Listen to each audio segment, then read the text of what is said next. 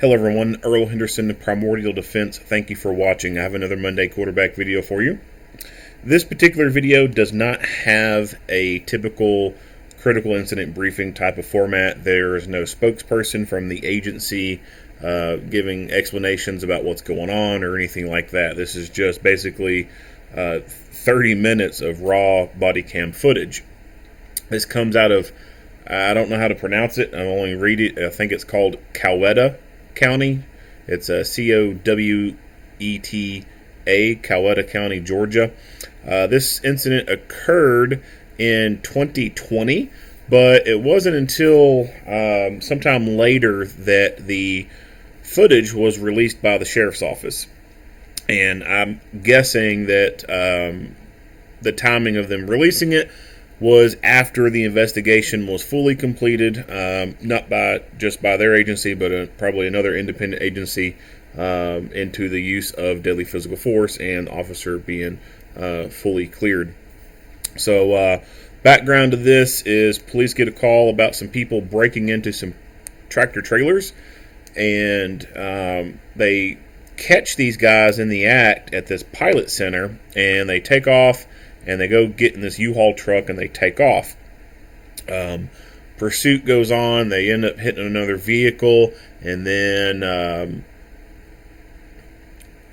a use of force shooting occurs when the officer recognizes the fact that the people in the U-Haul truck are purposely trying to ram other citizens' vehicles on the roadway. People who have pulled off to the side of the road, and they're purposely trying to ram them. So that officer ends up using deadly physical force against them. The driver was hit 3 times and ended up being paralyzed. The driver said that he had taken an 8-ball before getting in the U-Haul and taken off. So he was all jacked up on drugs during this whole incident, and he had a passenger with him. His passenger had some minor injuries. It didn't specify what kind of injuries he had. It didn't say anything about gunshot wounds or anything like that, but I'd imagine probably some minor injuries from the U-Haul truck when it kind of hit the barrier or one of those other vehicles. So this is 30 minutes long. I'm not going to play the entirety of it and then go back and talk about things that are going on. I'll just stop it intermittently and then talk about things that are going on and better explain what's going on and talk about things that I think that were done right and or done wrong. So, without further ado, here we go. So, this is a Axon Flex 2 camera, so there's no audio right now. It is in buffer mode. Here in a second, he will activate the camera and audio will start. So they're at this pilot center, or I forget the name of it. It's a truck stop, obviously, you know, by all the trucks there. So these 2 dudes are breaking into tractor trailers, and there's already a deputy out with them, I think, right now, towards right up here. You can see his taillights from his cruiser.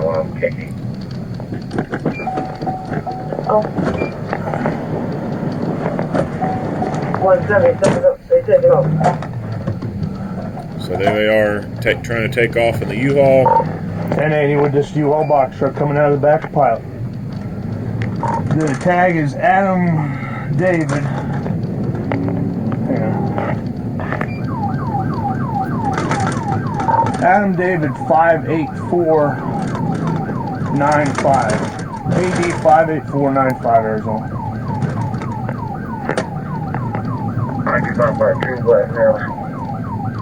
Can we get somebody with sticks? We're going south on 1050.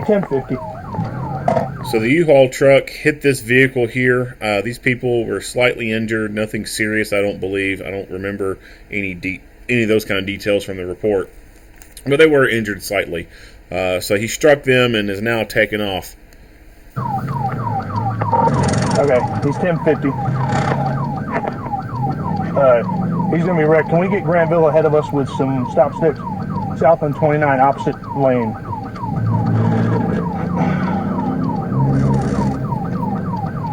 I'm trying to strike vehicles right on. That's 10 more. Stay back a little bit. You're not going to be able to pit him. He's too big. What's that? What's So yeah, the issue with this vehicle is you can't pit very successfully a large vehicle like that. The mass of one of these patrol cars versus the mass of that large U-Haul, just not going to work out very well. He is communicating to get units far up ahead to see about getting spike strips down, and that's going to be one of the only very few options that could be successful in terminating one of these pursuits is spiking the tires on such a large vehicle. Other than that, you just have to have something of equal or greater mass to be able to do anything with it, as far as like pitting them or anything like that. Passing the airport right now. Now, 100, get Meriwether, see if they can get stop sticks out Luthersville. They're turning their headlights out. They're going to hit somebody head on here in just a second.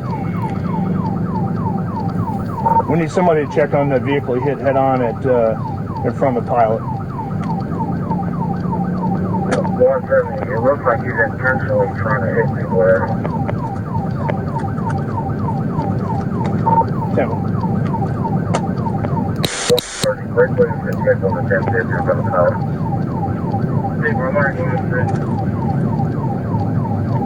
Alright, so I will skip forward a little bit because, like I said, it says 30 minutes long, and some of the pursuit is anticlimactic. I'm on the phone with him. Coming up on wrong lane of travel. At least 2 medics for this 1050 out here. Still south 127. Just trying to ram my car head on. So as they're going along, he is still trying to hit other vehicles. Now, why is he trying to do this? I would guess that this person has probably been around the block a few times. I have not looked this person up to see what their criminal background is, but typically people who end up doing shit like this have a criminal background, especially if they're taking 8 balls and they're going around trying to steal shit at a truck stop. So that person probably has some experience with some other agencies, and they may be familiar with no pursuit policies with some agencies. And I would not be surprised at all if the driver is purposely trying to create a situation where the supervisor on shift forces the officers to terminate this pursuit. And criminals are stupid, but they're not teetotally stupid, right? Like, they figure shit out, and they figure shit out real quick when it comes to no pursuit policies, and they will do certain things in some areas when they know they will not be pursued. They will, some places, they know that all they have to do is just continue to outrun the police, and within a matter of a minute or two of them not even stopping, they know the pursuit will be called, and the officer will be told to shut off emergency equipment and follow at speed of traffic. They know this, and so all they got to do is hold out for about a minute. Sometimes it's not even a full minute with some agencies when you hear a supervisor get on the radio and tell them to terminate pursuit.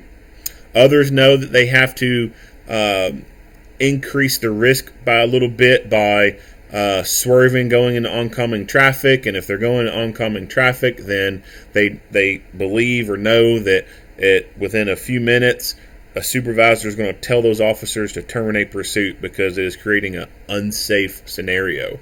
So some criminals know how to cheat the system, so to speak. They know that if they do certain things, it's going to get the pursuit called. So I have no doubt in my mind that that's what this driver is doing. He's trying to get them to terminate pursuit.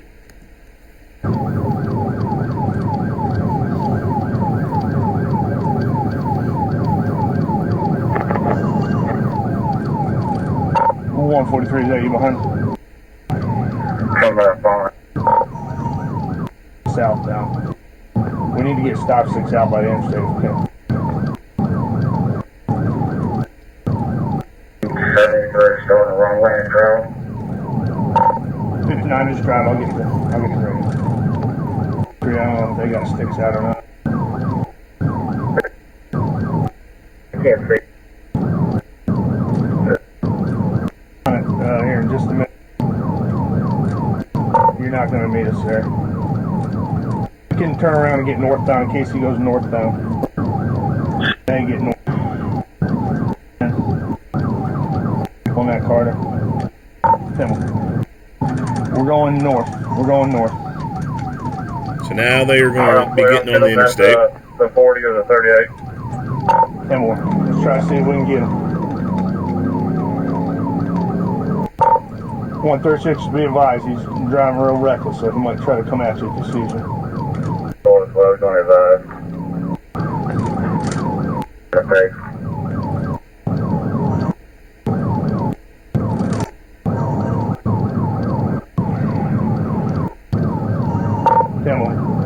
This one we're staying with it. If it goes into Fulton, we're staying with it. 911, just go ahead and get Fulton County on the line and let them know we're coming. Their direction. So he's talking about crossing over into another county. Sometimes this happens with pursuits. Some officers end up leaving their district or their county and going into another county. So this is not uncommon for them to have dispatch call the next county over and tell them to be prepared for a pursuit entering into their county. Now, this varies from state to state and county to county on whether or not they will continue through that county or if they'll stop and let that other county take over. A lot of places, they'll continue on through that county with that other county joining in on them, and they'll continue. Some counties that are bordering other states, they'll go straight into that state and continue to pursue that person. Some other places may have more restrictive policies and will have them terminate pursuit at the state line, but they'll have the other state or county agency within that next state take it over. Unfortunately, there are some agencies that have some stupid-ass no pursuit, no assist policies in place where they will actually, when they are notified of a pursuit coming towards them, they will actually ask them why they're pursuing them. And if the reason for them pursuing them does not meet their requirements or their satisfaction, they won't participate in it. They won't help out at all. They will tell them that the only way that they'll join in that pursuit and help them if it's something like they've shot at a police officer, they're wanted for like a serious crime or something like that. They may tell them that if all they're trying to stop them for is a seatbelt violation or speeding and they're just refusing to stop, they'll tell them they won't get involved and they're not going to help out at all. That's unfortunate that these agencies have pussy-ass leaders like that in their chain of command, but it happens. It's like that in some places across the U.S. Super.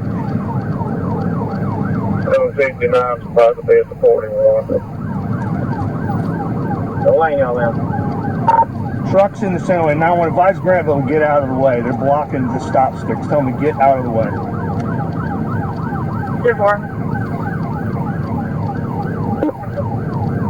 Passing 37 northbound. Where you at, 136? Come on, we're coming up over this hill in just a second. I'm 38 seconds. Now, when you tell Granville they need to back up, they're going to get spike stripped if they stay that close. Super, what lane are the stop sticks? 40. The stop sticks are going to cover the whole road. The truck's going back and forth between lanes. Super, all lanes to the 40. 38 as well. So it appears as though this vehicle up here is another agency. And these officers in this car do not appear to be able to directly communicate with him. And so he's telling dispatch to have this unit, or have his dispatch contact this unit's dispatch and tell them to back off. This happens in some areas when there's multiple agencies being involved in a pursuit. Each agency has their own main channel that they stay on. So these sheriff's deputies right here will, they'll likely be on a sheriff channel 1, and then whoever this guy is, if he's a city unit, whatever city unit he's on, he may be on city unit 1.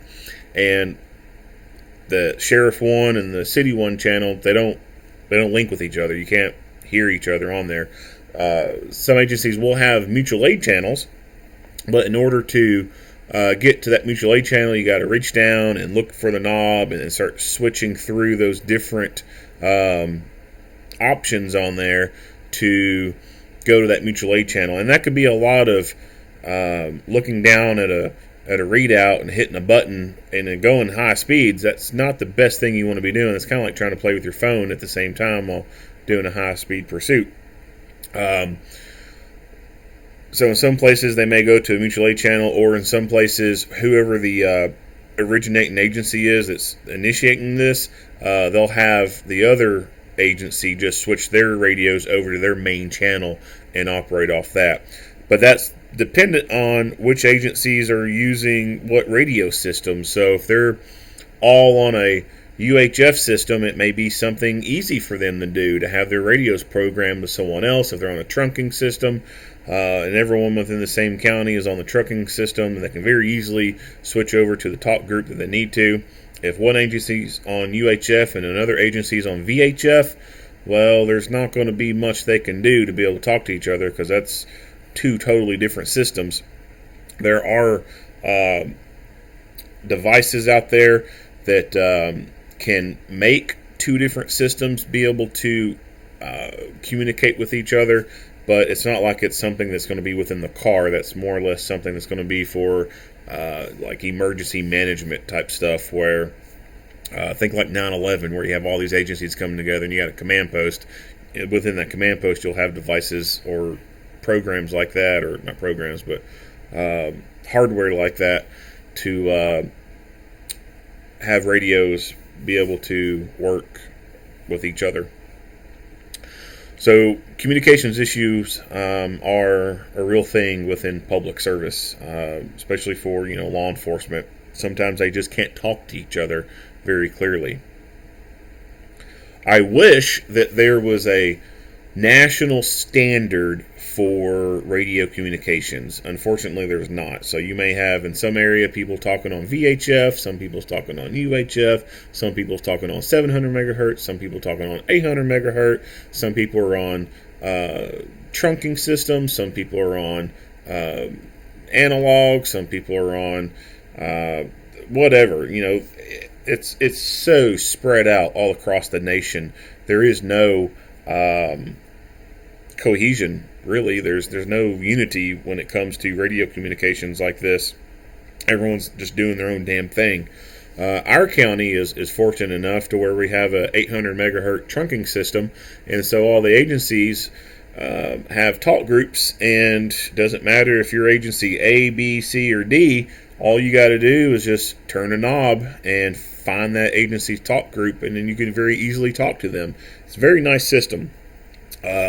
Other places, it's a headache for them, especially when you're dealing with more rural areas. So there may be some areas where it's just miles and miles and miles of distance, and one radio system may not be very optimal for a certain area versus a more metropolitan area. So I can kind of see why, in a way, there's not a national standard, but at the same time, I really do wish that there could be some type of national standard out there, kind of like P25 compliance, but more or less, hey, everyone is going to be operating off this. That way, you can have a whole lot better interoperability and take out all this miscommunications and unable to communicate bullshit problems. Again, now I want to tell Grantville to back up. They are too close. They're going to get hit with the stop signs. That's 10-4. What's common in some areas too is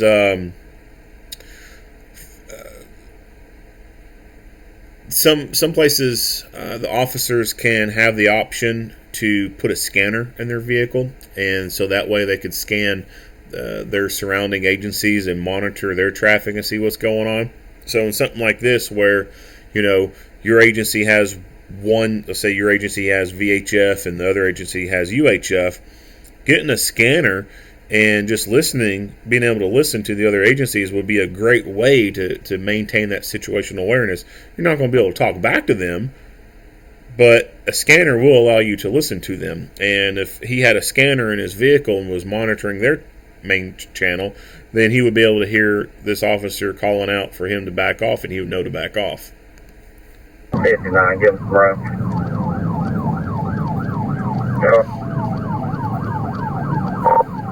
Did he hit him? I'm going to give him some 78, turn your blue lights off so he doesn't see you. He saw 136, he tried to miss. We just passed 38. So it seems like he noticed the blue lights on the other side of the road over here where a unit was stopped and had spike strips deployed across the road. So he knew to take evasive actions. This officer is telling the ones further up ahead to turn their lights off. That way they don't give away their position. 78's going to have them up front.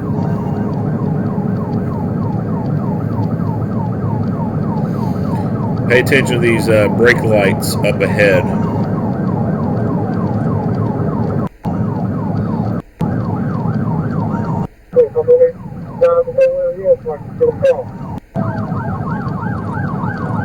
Just so you know, he's going from lane to lane, so we're at the 39 northbound, coming up over the hill.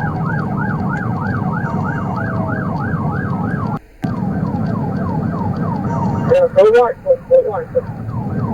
Automatic. Camel.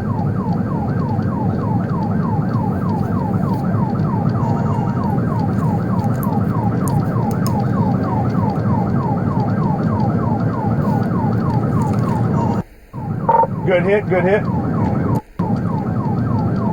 Where go? Good hit, good hit.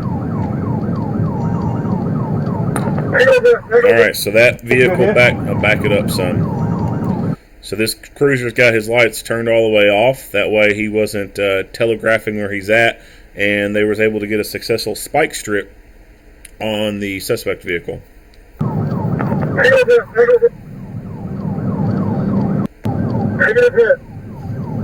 59. See if you can speed up, get way ahead. See if you can get way ahead and set up sticks again. Yeah, sir, I ain't got sticks in my car. I'm gonna go to 44. I guess, are y'all able to block him head off? He's trying to hit us as we get around him. 4. And more. I'm gonna pass him. Buddy, give me the road.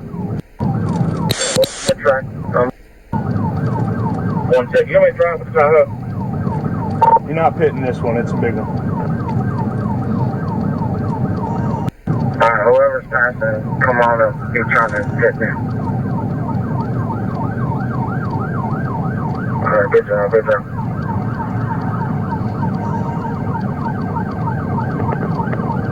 The unit's just 10-0. We got so many pods there, don't hit each other. Are we able to block me at all? Right.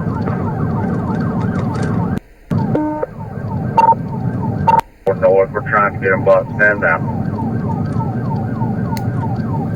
Well, lane you up at 44. We're coming up on the 44. We're 43 and a half now. Fast lane, middle lane, going back and forth. And be advised, he's intentionally trying to hit law enforcement.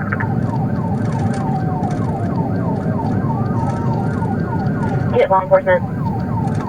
He's 10-0. Before we see that. Yep. 759 behind you. I'm trying to obtain permission from CO to shoot the tires out if that's an option for y'all.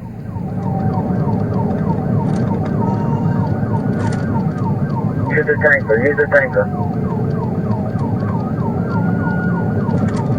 Never mind.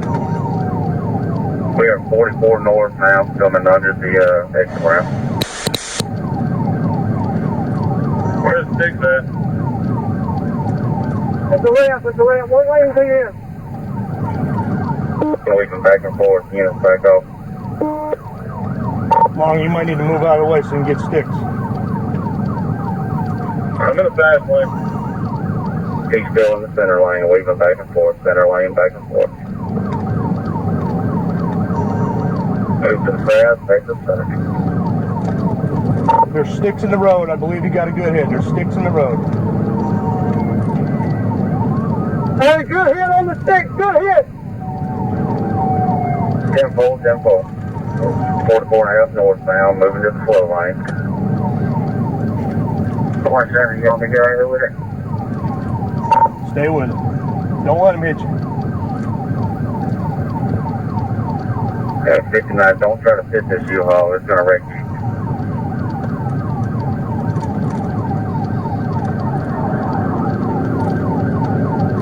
Okay, so right there, he just tried to hit those vehicles on the side. 10-4's out of it, stop 6. 10-4, 46 north, we have motors pulling over, he's trying to hit them as well. Be advised, we're at deadly force in this situation, guys, so if we get a chance, I'm not going to let him hurt somebody out there. So this officer is verbalizing that they're now in a deadly force situation. This guy is taking this several thousand pound vehicle and is trying to hit other motorists. The mass of this truck against smaller commuter vehicles, regular sedans, it can cause some serious damage, and it could seriously physically injure people and or kill them. So although this person who's driving is not shooting people or stabbing people, he is trying to hit people with a vehicle, and he is, in a sense, acting in a way and being as dangerous in a way as someone who would be trying to actively shoot at people or go stab people. So although, like I said, this is not an active shooter type of incident, but in a way it's similar to it because he is actively trying to hit people on the road. So this is actually a tactic used by terrorists, is taking a large box truck vehicle and going into a populated area and running people over. Vehicles can become deadly instruments. They can become deadly weapons just because of their weight. And in vehicle tactics classes, it is taught that instead of shooting through your windshield, if you have the option to hit that accelerator and drive the threat over, then that's the first option. You drive them the fuck over, because your vehicle, its weight and its mass is going to be way more effective than a pistol caliber cartridge. So this deputy has recognized the fact that this guy is now driving a deadly weapon and is using that deadly weapon against innocent people, and that they're going to have to use force to protect the other motorists on the roadway. And he's purposely trying to induce harm. He's trying to hit. Caught on the tires, I'll slide up. I'm going to try to get to the left side of the other. No units go to the right side. I'm going to try to get to the left side of the other. 59, give him room. 46 northbound. It's gotten louder because he's rolled his window down.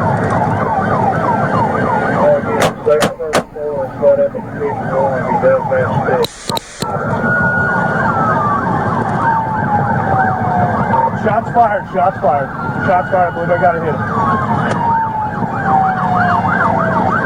Yeah, well, shots fired from you or him. Now, I've talked about this before in other videos. Radio communications in a vehicle like this are extremely difficult when you're having to reach down and pick up a microphone and talk on it. I really wish that the police package vehicle manufacturers, Ford, Chevy, Dodge, make normal police cars, would include an option to have a push to talk button installed somewhere on the steering wheel. So most steering wheels will have a bunch of buttons on there for cruise control, changing radio stations, whatever. So the ability exists, but no one's doing it. And when you think about motorcycle cops, they have a push-to-talk button on their handlebars, so they don't have to take a hand off of the handlebar to operate a radio. All they got to do is take their thumb and move it up and hit the push-to-talk, and they're talking, and then take their thumb off and continue to operate the motorcycle. I really wish that the auto manufacturers would do something like that on the steering wheels for these police package vehicles. Add a push-to-talk button on there that would be universal, so to speak, for your most common radio manufacturers, Motorola, Kenwood, ICOM, whatever. That way, when the agencies go to put their radios into the vehicle, all they got to do is splice some wires or do a connection, and boom, now they have the two-way radio in the vehicle connected to a push-to-talk button that's mounted on the steering wheel, and that would make this type of scenario a lot safer, and all other pursuits a lot safer. That way they can keep both hands on the wheel and be able to communicate that way. Another thing is, I know everyone is so used to picking up the microphone and bringing it up to your mouth to talk. In a scenario like this, I would say that it'd be perfectly okay to just reach down and hit the button with it still in the little cradle and talk out loud. Yeah, that's kind of like talking from the belt, and it's not as clear, but it's a lot safer that way too. Also, depending on laptop setups and everything for MDTs or whatever, you can also unplug the microphone cord from the two-way radio and reroute it through the handle of the MDT and plug it back into the radio. That way, the microphone piece itself sort of rests within that handle for that laptop mount, or for that laptop itself. So this is something I do for my cruiser. Is I have my my car radio microphone. I have the cord going through the handle of my Toughbook, and the microphone will just basically rest within the opened handle space for that Toughbook, and it just sits there. If I need to talk on the radio, I just lift that up, talk into it, and then lower it back down, and it sits within. It's not, I call it a cradle. It's not like it's a purposely made cradle for it, but it's sort of an improvised cradle, so to speak. So it just fits right in there perfectly within that open handle. So that's an option. There's also another product out there. I forget the name of it, but basically it replaces, or it doesn't replace, but it adds a large magnet to the back of that microphone, and then you can mount that damn thing anywhere on a console that's within a vehicle. So you don't even have to try to very carefully put it back on the little bracket or anything. You just plop it down anywhere on that metal console, and it's going to stay there no matter what. From me. I'm not going to let him kill anybody out there. Clear. You want me to try to hit?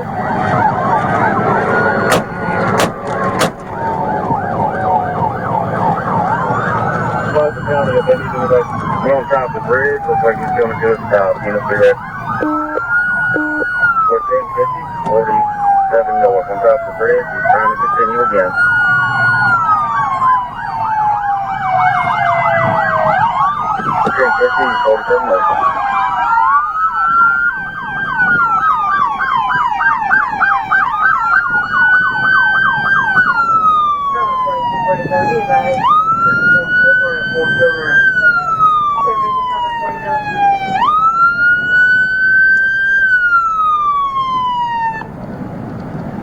Nobody move!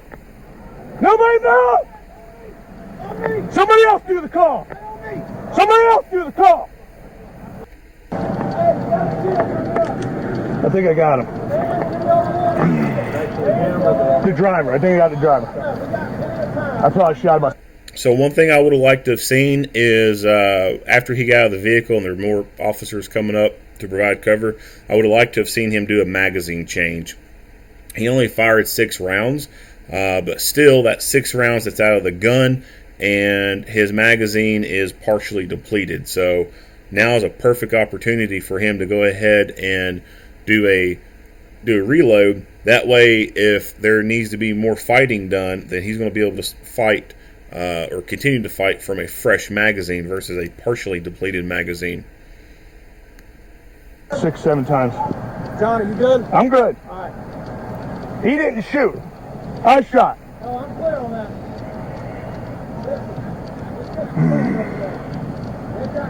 Y'all got nothing. Back up. You got good cover over there?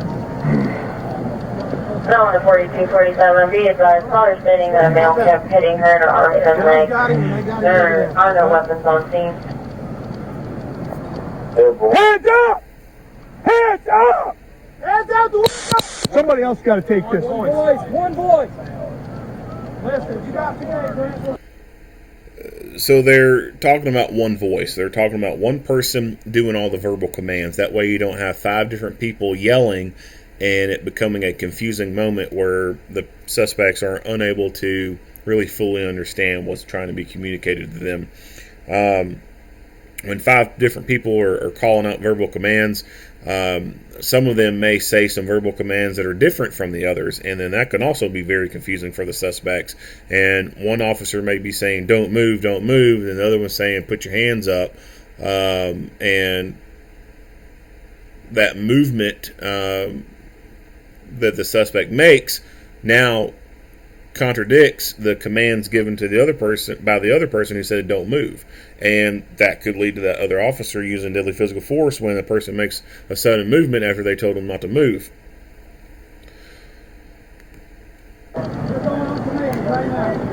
Yeah, get on the PA.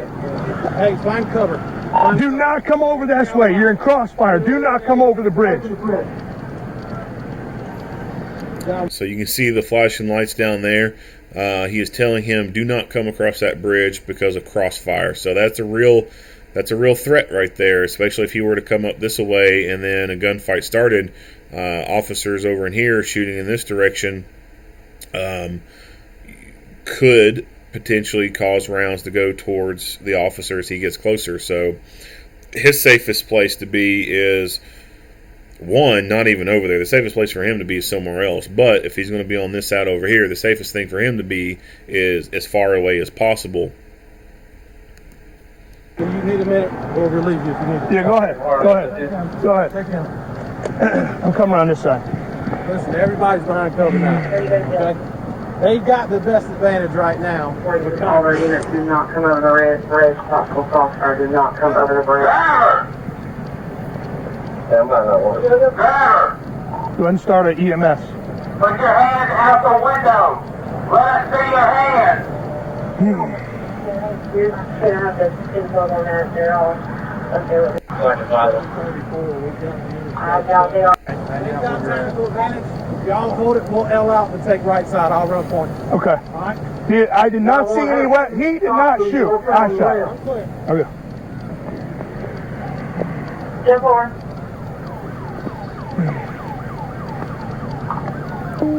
Warren, gun and 506. Driver, roll down your window and put your hand out the window.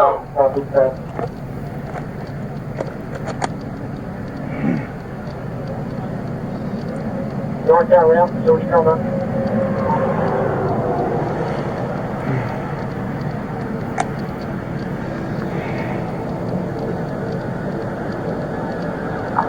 Everybody all right? So this concrete divider right here, there is actually other officers on the other side of this, and here in a little bit you'll see them make the approach. Take a breath, man. Take a breath. Driver, roll down the window and put your hand out the window now. He's got his arm out. Tell him to get out. Tell him to open the door slowly and walk to his left slowly. Driver, with your left hand, open the door from the outside and slowly exit the vehicle with your hand visible. Be advised, we got a fight dog on the ground.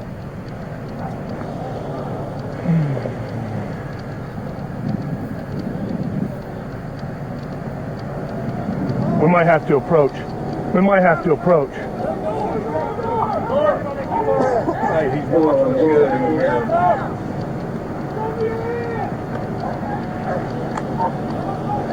4706 from the dock. Emil, tell them all of our guys are good.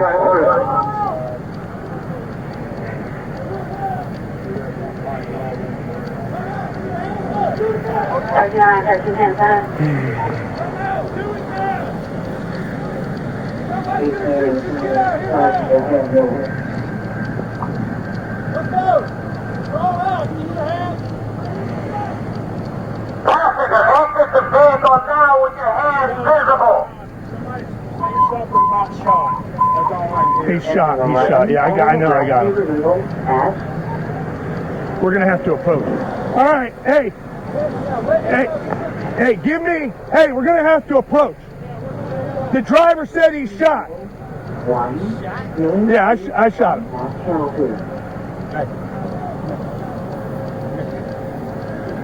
Right here, breathe. And run it from right here, all right? Breathe and run it from right here. He's going to kill somebody out here. I know it, but breathe and run it from right here, right? Breathe and run it. You know Troy's good over there with what he's got. Breathe and run it. So I've mentioned before when it comes to these flex cameras that the best mounting option is on the head with the little head unit. That is the best option as far as being able to get the best footage. However, they also look fucking stupid looking in my opinion. I don't like how they look, but when it does come to a flex camera, that is the best mounting option. You get the best, clearest point of view footage from that. When you start mounting them to the shoulders right here, depending on shirt sizes and how loose the material is, if it's aged and it's not stiff anymore, that little shoulder strap up there, the epaulette will twist easily, and the camera can point downwards, and all you capture is the ground. If depending on when the arms flex and go together to get a two-handed grip on the pistol, that can cause the fabric to move or may cause the vest to shift in a way, and it makes the camera point a different direction. Whatever.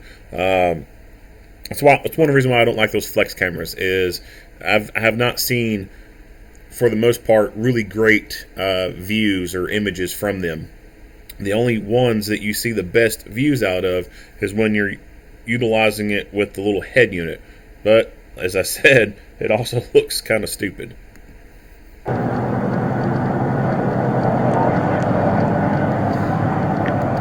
And a downside to this is, although it does sit up here and captures good image, if you get in a fight, that's coming off pretty easily. And so it's not the best secure option for a fight or anything like that, because it's very easy to knock this headpiece off.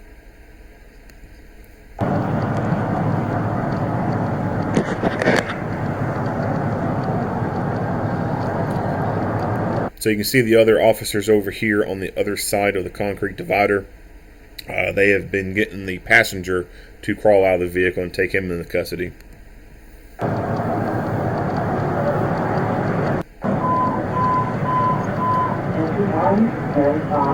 Truck 1, gunshot battery, 47, I-85 North, Cross Street, F-47, off-ramp north, contact channel 3. Engine 1, notified, truck 1, gunshot battery, 47, I-85 North, contact channel 3. So that little kind of robotic computer voice you hear in the background sounded like they were dispatching out a fire department. I think I heard like a truck 1 or something like that. That's kind of a new thing with radio dispatching, is instead of the dispatcher talking on the radio, the dispatch console, the computer, you type in the information and it'll basically broadcast it out on the radio.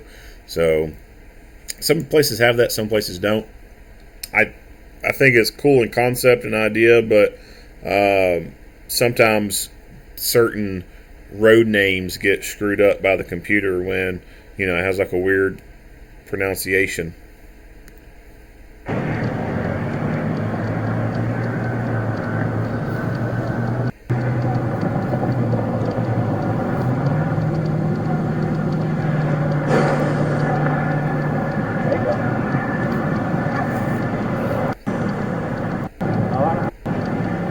hit on or whatever.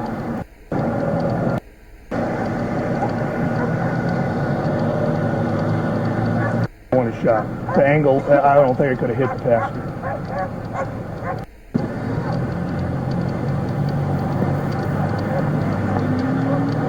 Hey, is he shot?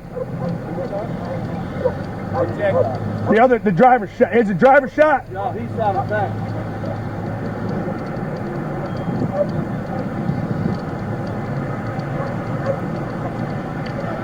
They said he's shot in the back, so we might have to get him out. Passenger. The passenger said the driver's shot in the back. Right. Got an ambulance on the way. He's moving around too. Truck 12, power line down, 40, Woodland Heights, Cross Street, Wood Crest Drive, on past channel 2.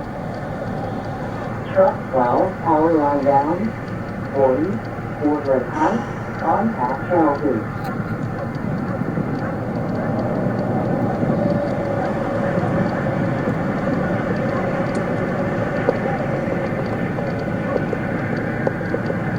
Come up, come on.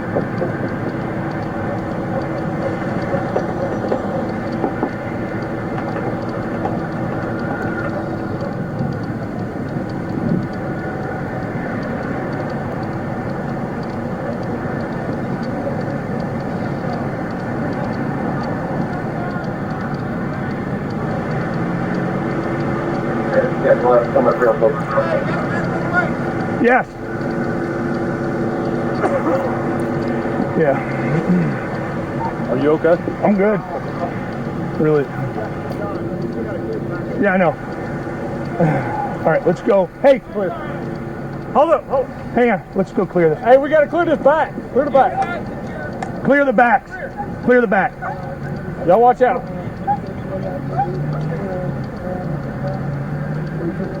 Breach side. Y'all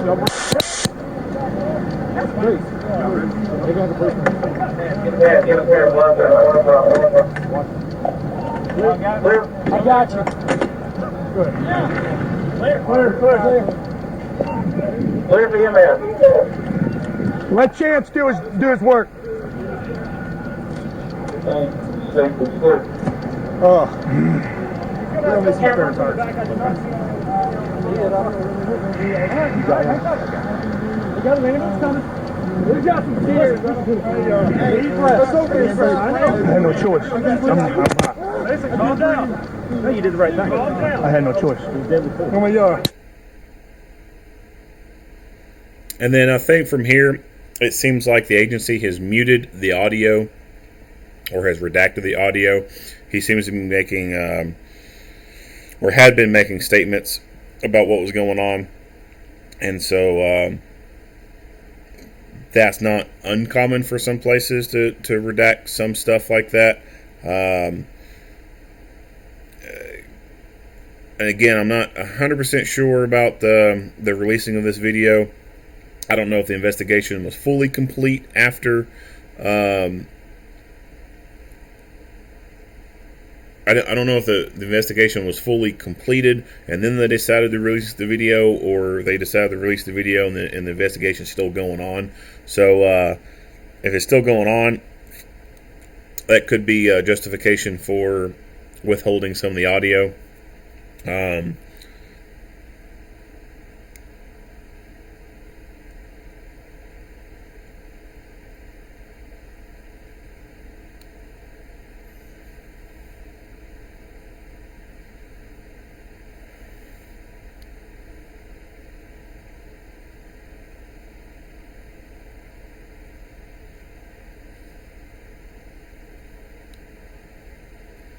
So it seems like he has purposely tilted his camera up. And I'll go backwards some.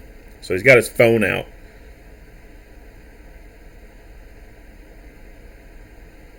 Yep. So he's purposely tilting his phone up. I would imagine that he's probably texting a family member or he's calling a family member or something like that. And he knows that this footage is going to be released to the public and doesn't want any of that stuff being shown on there.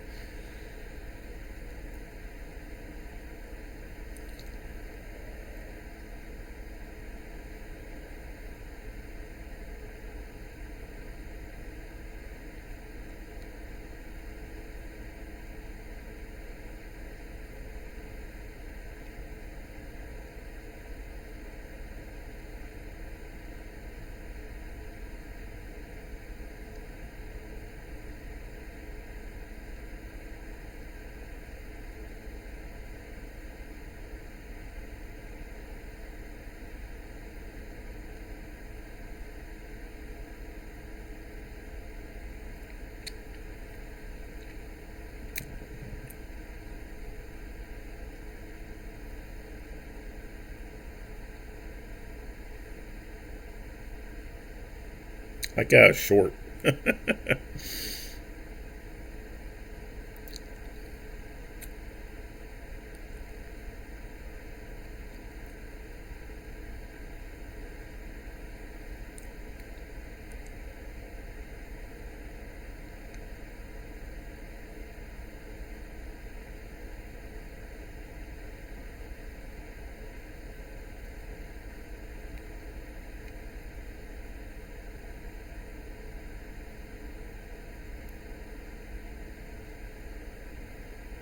But so the suspect, Jackie Harris, I believe his name was, he has ended up being paralyzed after this incident, which is, I guess you could say that's a good thing. He's definitely not going to be out burglarizing places as easily anymore. So that's kind of a plus for society. The downside is, the county, because he was in custody, and that was a form of taking, custody of him or detaining him by using that deadly physical force on him. The county government may be responsible for some of those medical costs, if not all those medical costs. So that's the downside to that right there. But the upside is when this guy gets fully released out of the jail and whatnot, and has, finally served his sentence and is quote-unquote rehabilitated, which oftentimes these shitheads do not become rehabilitated. Whenever he gets out and he's free, he's, like I said, he's not going to be out there running around at the truck stops trying to steal shit. He could be wheeling himself around in a wheelchair trying to do that, but it's going to be a little difficult to do that, and it's certainly going to be a lot more harder for him to try and run away and very quickly jump into a car and take off. I don't think I've seen anybody in wheelchairs, take off and hop out of their chair and get in the car real quick and take off. So